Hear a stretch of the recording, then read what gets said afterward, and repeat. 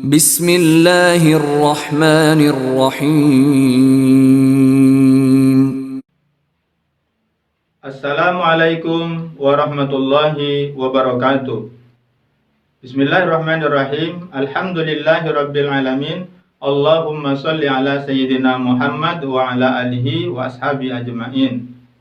Berjumpa lagi dalam video yang kedua, Pendidikan Agama Islam kelas 11, materi Quran surah At-Taubah ayat 105 tentang etos kerja. Kalau dalam video yang pertama berisi tentang mengidentifikasi hukum bacaan tajwid dan membaca dan menghafal ayat 105 dari Quran surah At-Taubah, maka video yang kedua ini berisi tentang terjemah lafziyah dan terjemah secara umum dari ayat tersebut dan kandungan ayatnya. Anak-anak sekalian, mari simak penjelasan berikut ini.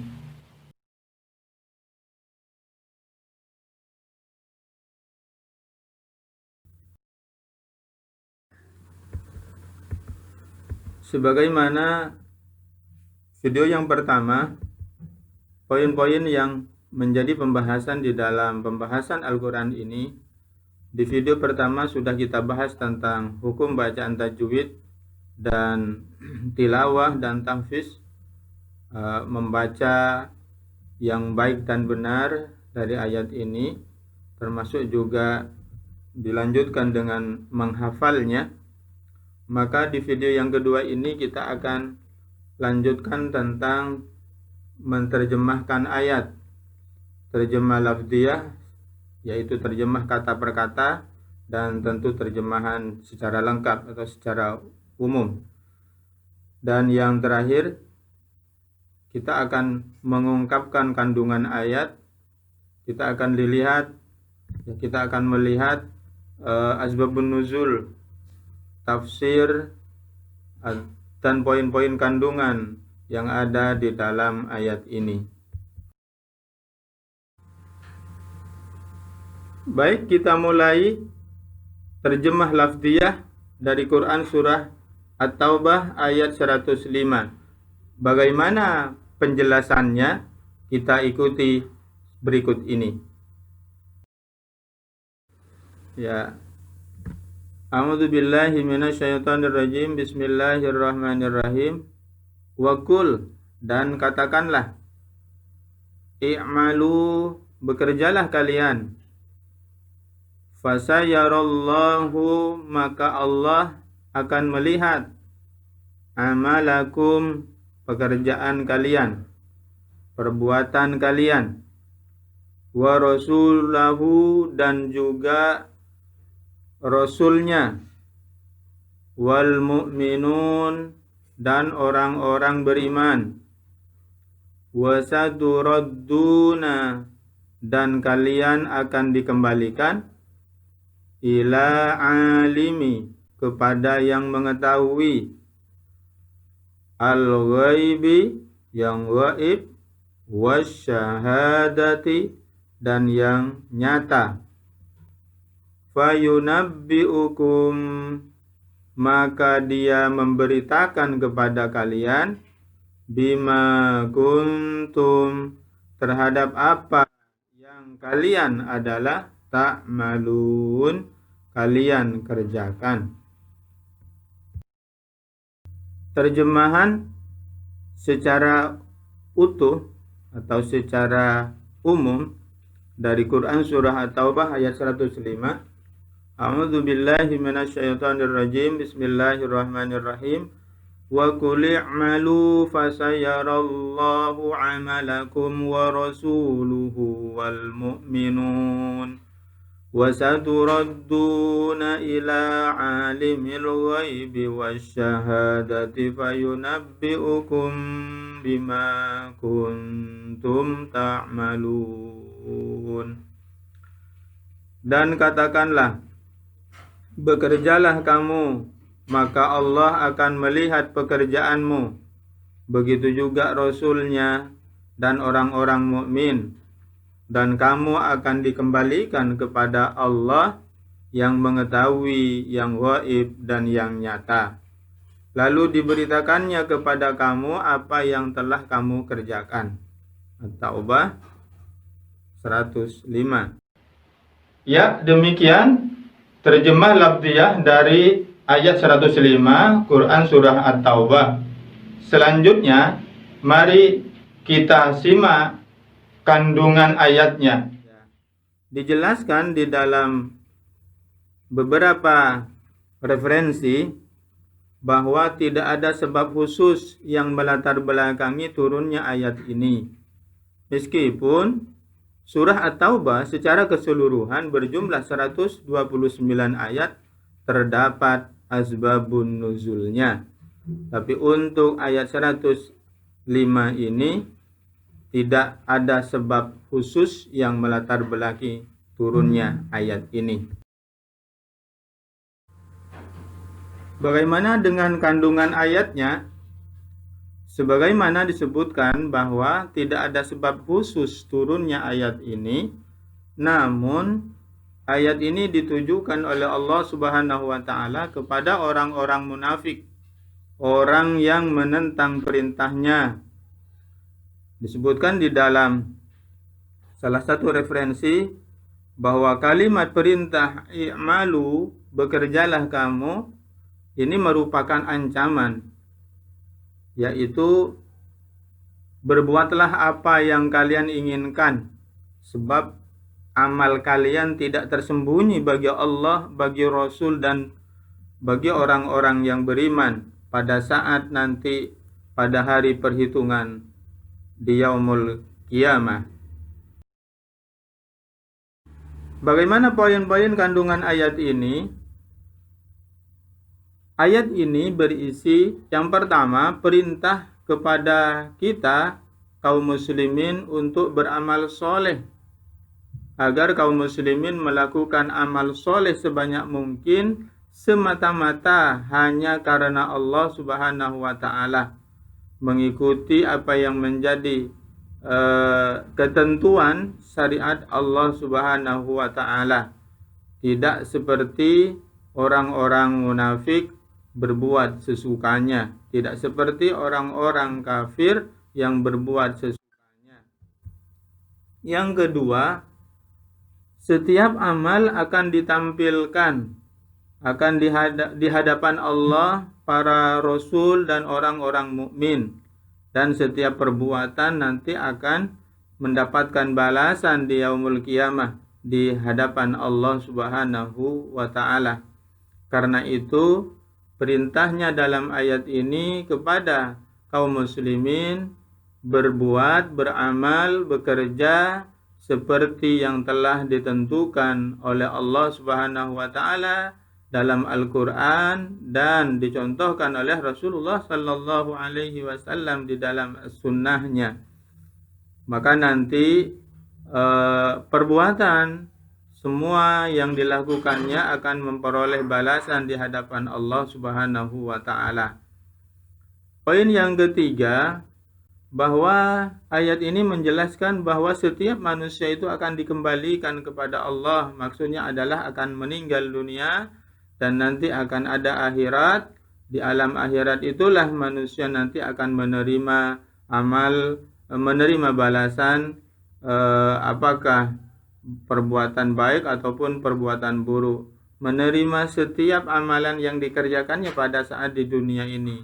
Oleh karena itu perintahnya bekerjalah, berbuatlah, beramallah sesuai dengan ketentuan Allah dan Rasulullah sallallahu alaihi wasallam. Poin yang keempat, juga di dalam referensi hadis disebutkan bahwa amal setiap orang yang hidup itu ditampakkan oleh Allah Subhanahu wa taala kepada kerabatnya yang telah mati. Ya, sebagaimana juga nanti akan ditampilkan oleh Allah Subhanahu wa taala setiap amal kita yang dilakukan setiap oleh manusia itu akan ditampilkan di hadapan Allah, akan ditayangkan di hadapan Allah, di hadapan Rasul, dan Rasul nanti akan menjadi saksi, ditayangkan di hadapan orang-orang yang beriman, dan orang-orang yang beriman pun akan menjadi saksi. Nah, anak-anak sekalian, ayat ini secara tersirat juga memberikan pesan kepada kita agar kaum muslimin itu beramal soleh sebanyak-banyaknya, beramal untuk kehidupan dunianya, beramal untuk kehidupan akhiratnya. Ya, untuk kehidupan dunianya agar dia bisa memperoleh, bisa meraih ridha Allah, memperoleh pahala yang sebanyak-banyaknya apa yang dilakukannya saat di dunia, baik untuk kepentingan dirinya sendiri, baik untuk kepentingan keluarganya, atau amal itu bisa memberikan kebaikan kepada manusia-manusia yang lain. Selanjutnya adalah ini tentang hadis yang berkaitan dengan etos kerja. Nah, disebutkan di sana ada satu hadis yang menjelaskan bahwa bekerja itu lebih dicintai daripada meminta-minta.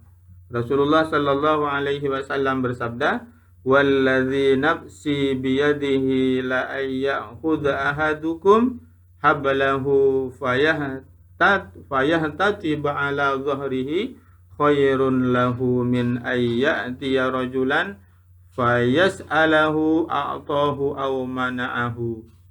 Artinya dari Abu Hurairah radhiyallahu an bahwa Rasulullah Shallallahu Alaihi Wasallam bersabda, "Demi zat yang jiwaku berada di tangannya, sungguh seorang dari kalian yang mengambil talinya lalu dia mencari kayu bakar dan dibawa dengan punggungnya, itu lebih baik baginya daripada dia mendatangi seseorang lalu meminta kepadanya, baik orang itu memberi atau menolak."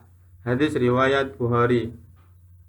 Nah, anak-anak sekalian, hadis ini memberikan penjelasan kepada kita, memberikan pelajaran kepada kita bahwa kaum muslimin dimotivasi oleh syariat Islam, dimotivasi oleh agamanya untuk bekerja untuk kehidupannya. Ya, lebih baik bekerja sendiri untuk memperoleh karunia rezeki dari Allah Subhanahu wa taala daripada dia mendatangi seseorang untuk meminta-minta. Artinya adalah perbuatan meminta-minta ini tidak dipuji. Yang dipuji adalah bekerja keras, bekerja sendiri untuk mencukupi kebutuhannya. Ada hadis yang kedua. Di sini disebutkan bahwa sebaik-baik pekerjaan itu adalah pekerjaan yang dilakukan oleh seseorang dengan tangannya sendiri. Ya, an Abi Hurairah anin Nabi sallallahu alaihi wasallam qala khairul kasbi kasbu yadil amili idza nasuha. Ya, dari Abu Hurairah dari Nabi sallallahu alaihi wasallam, beliau bersabda, sebaik-baik pekerjaan adalah pekerjaan seseorang dengan tangannya jika dia ikhlas. Hadis riwayat Imam Ahmad.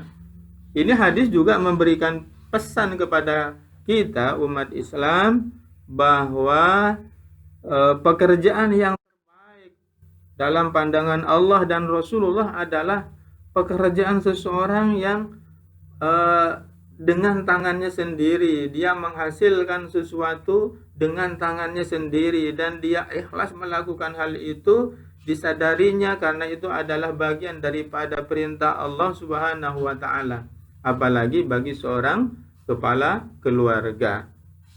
Itulah kandungan Quran Surah At-Taubah ayat 105. Semoga kalian bisa mengambil pelajaran daripada ayat ini. Harapannya adalah kita semua bisa mengamalkan ayat ini untuk kita bisa lebih semangat lagi dalam melaksanakan berbagai aktivitas. Untuk kalian tentu semangat terus dalam belajar menuntut ilmu. Sebelum Bapak akhiri video yang kedua ini, ada baiknya kalian untuk memperhatikan rubrik penilaiannya.